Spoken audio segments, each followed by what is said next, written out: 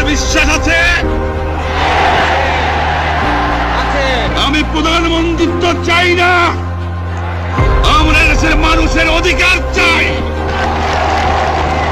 আর যদি একটা গুলি চলে, আর যদি আমার লোকের উপর হত্যা করা হয়, তোমাদের বর কাছে আমার অনুরোধ রইল, প্রত্যেক ঘরে ঘরে তুল্য করে তোলো।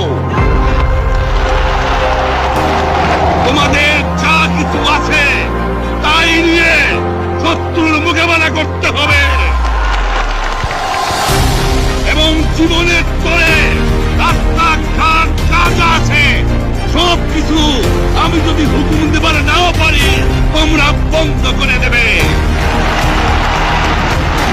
তোমরা আমার ভাই, তোমরা পাড়াকে থাকো, কেউ তোমাদের কিছু বলবে না, কিন্তু আর আমার বুকের পর গুলি চালাবার চেষ্টা করো না, ভালো হবে না।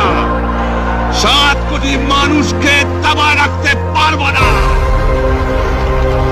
আমরা যখন মরতে শিখেছি তখন কেউ আমাদের দবাতে পারবে না।